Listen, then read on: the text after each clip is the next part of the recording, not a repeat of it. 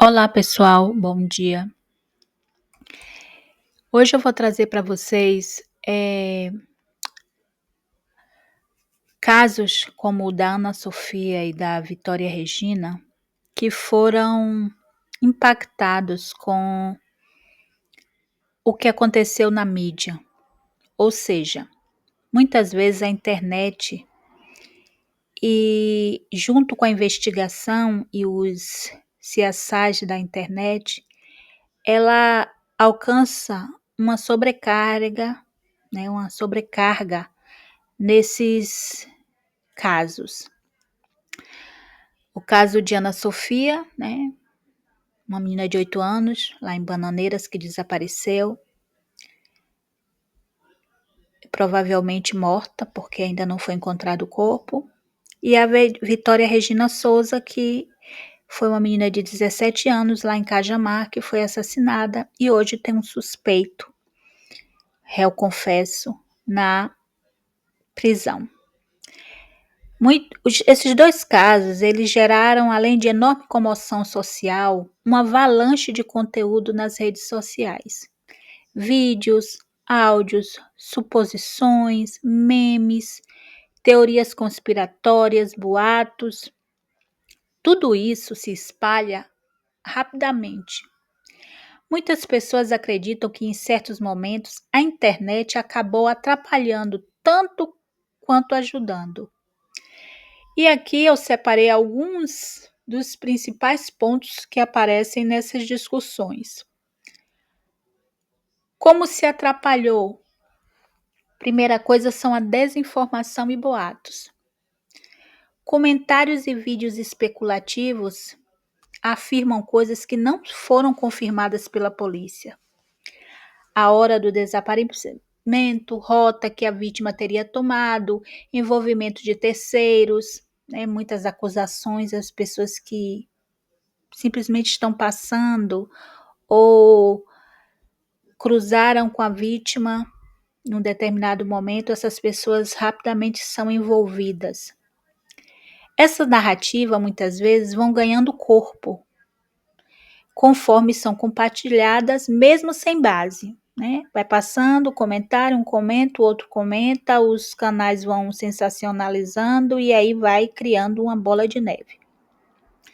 No caso de Vitória, por exemplo, há registro de fake news acusando falsos suspeitos de terem um caso ou espalhando versões contraditórias. No caso de Ana Sofia também há vídeos supostamente inéditos ou imagens pouco nítidas que são apresentadas como provas ou novos indícios, embora nem sempre se saiba a fonte ou se são úteis para a investigação. Então, as pessoas para fazer conteúdo na internet entram em contato com o vizinho, entram em contato com alguém e dizem que tem uma fonte que passa informação e não se sabe quem é essa fonte. E vai criando uma narrativa, vai envolvendo pessoas. Então fica muito complicado. Outra coisa é a pressão pública, que é mal direcionada. A visibilidade inédita leva a exigências de soluções rápidas. Então, quando acontece um crime que ganha repercussão nacional, começa a cobrança, né, da polícia, dos investigadores, que tenha logo uma solução. E nem sempre é possível, né?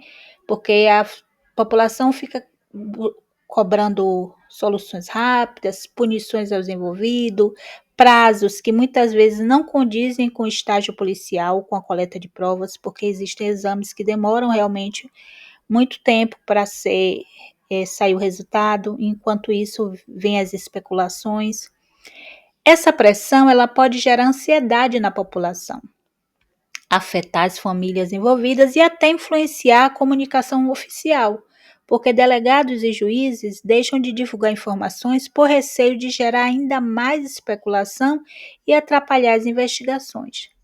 Outra coisa são tentativas de obstrução ou desvio de foco. No caso da Vitória, a notícia de que o suspeito Maico pediu para que se divulgasse nas redes sociais que seu envolvimento era fake news, potencialmente tentando deslegitimar acusações ou enfraquecer a confiança nas evidências.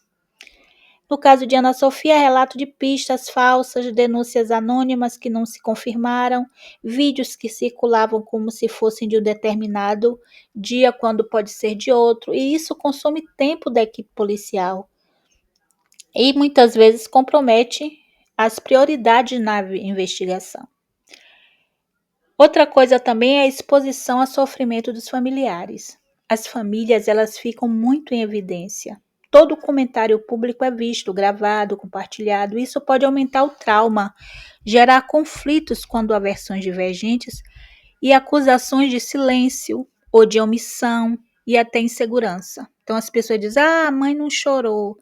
Ah, o pai não chorou. Ah, o pai falou isso. O pai está se comportando diferente."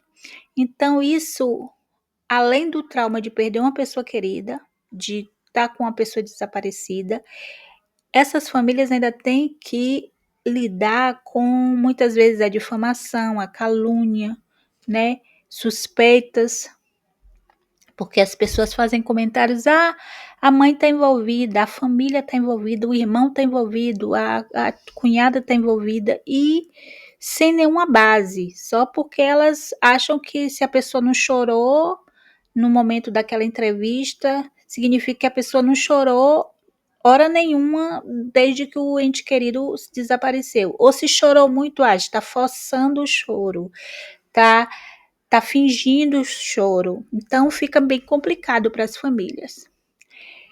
E também há o risco de pessoas se aproveitarem desse momento, né, dessas tragédias, desses crimes, para ganhar visibilidade ou seguidores, postando teorias insensíveis ou ofensivas. Então as pessoas abrem canais, fazem entrevistas com vizinhos, como eu falei antes, com o tio do tio do tio, né? A vizinha da prima que ouviu falar, vão buscando o telefone de pessoas que não tem nada a ver com o caso, que mora só numa cidade, como foi o caso de Bananeiras. Muita gente era a diretora da escola, era o pastor de uma igreja, era o vizinho do vizinho. Então, pessoas que não estão diretamente ligadas com o caso ficam sendo importunadas e se sentem até na obrigação de inventar uma história para poder ser contada ali, porque os canais ficam ali procurando conteúdo. E isso muitas vezes atrapalha e ofende as pessoas quando um ente querido, né, que já perdeu uma pessoa ou está com uma pessoa desaparecida, ainda tem que lidar com as suspeitas e muitas vezes infundadas. Então, esses casos trágicos, eles se misturam como um entretenimento para alguns com a investigação real que é da polícia. Então, lives são feitas com pessoas que supostamente têm alguma coisa a acrescentar no caso, vídeos comentando o caso, podcast, né? São pessoas que são levadas ali para serem entrevistadas, muitas vezes pessoas que não têm nada a ver com o caso, não sabem nada, só suposições. Youtubers, né, vão ganhando visualizações, fazendo manchete sensacionalista, muitas vezes acusando a família. Influenciadores atraem audiência com teorias, reconstituições, suposições que misturam fato com ficção. Às vezes acabam contando como certeza itens que oficialmente não foram confirmados. Isso pode confundir as pessoas que acompanham e dificultar para quem deseja entender realmente o que se sabe com segurança. Então, em alguns momentos a internet ajuda e pode ajudar sim. Então, para equilibrar as redes sociais e a internet, também tiveram papéis positivos nos relatos que circulam. Por exemplo, a internet ajuda para divulgar rapidamente o desaparecimento de alguém. Então, ela tem esse poder de a pessoa desapareceu, aparece ali e já se mobiliza, né? Mobilização de voluntários para buscar, denúncias anônimas de pessoas que viram algo, né? Pressiona a polícia que se manifeste para que se mantenha um público inquérito, para que haja transparência nas investigações, ajuda para levantar pistas. imagens de câmeras, vídeos de celulares, alertas em bairros próximos quando a pessoa está desaparecida. Então, realmente, a internet ela pode ajudar. No caso da Ana Sofia, né, em exemplos específicos que nós estamos tratando aqui, no caso da Ana Sofia e da Vitória Regina, no caso da menina, da Ana Sofia, imagens de câmeras registradas, né, que registrou os passos dela até entrar numa casa, na casa de Tiago, essas imagens circularam muito nas redes. Também se divulgou que o suspeito pesquisou na internet termos como putrefação de corpos, né, quanto tempo o cabelo leva para deixar DNA, buscas assustadoras que para muitos reforçam a premeditação, né? Porém, parte dessas informações, segundo familiares e a defesa do acusado, não foi completamente esclarecida ou corroborada, né? No caso da Vitória Regina, a circulação de versões sobre quem seriam os suspeitos, um ex-namorado, uma pessoa que estava num carro, facção criminosa. Então, tudo isso foram levantadas suposições antes de se terminar as investigações propriamente ditas. Contradições nos depoimentos, por exemplo, álibi do suspeito e o contraditório dado pela esposa. Então, foram amplamente debatidas nas redes e muitas vezes com comentários que já consideram culpado ou inocente antes de que a pessoa seja realmente julgada.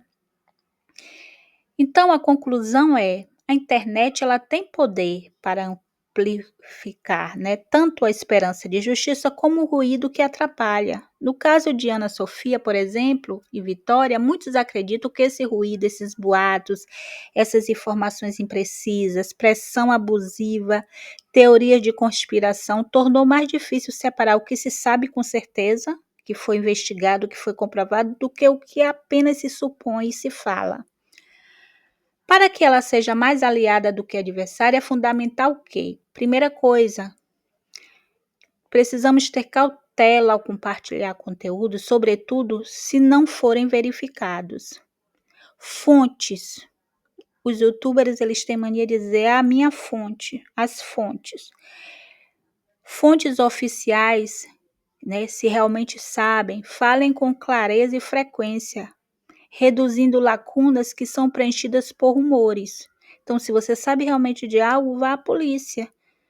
Mesmo que não queira se identificar, tem o número que se pode ligar para se denunciar.